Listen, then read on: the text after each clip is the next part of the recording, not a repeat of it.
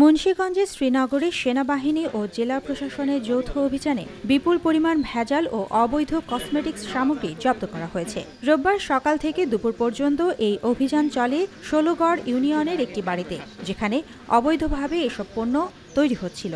অভিযানে প্রায় ২৪ ধরনের ভেজাল কসমেটিক্স পাওয়া যায়। এর মধ্যে রয়েছে olive oil, hair oil, glycerin, beauty cream, body spray, hand sanitiser, মেহেদি পাউডার সহ আরও অনেক পণ্য। এছাড়াও একটি ক্রিম তৈরির মেশিন, কয়েক হাজার খালি বোতল, প্যাকেট এবং ড্রাম ভর্তি তেল উদ্ধার করা হয়। এসবের আনুমানিক বাজার মূল্য ধরা হয়েছে প্রায় ১০ থেকে ১৫ লাখ টাকা।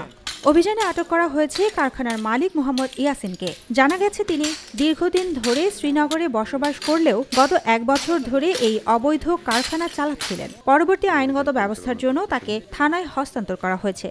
সেনাবাহিনীর পক্ষ থেকে জানানো হয়েছে, জনগণের স্বাস্থ্য সুরক্ষা ও দেশের সার্বিক আইন শৃঙ্খলা বজায় রাখতে ভেজাল ও অবৈধ পণ্যের বিরুদ্ধে এ ধরনের অভিযান চলতে থাকবে।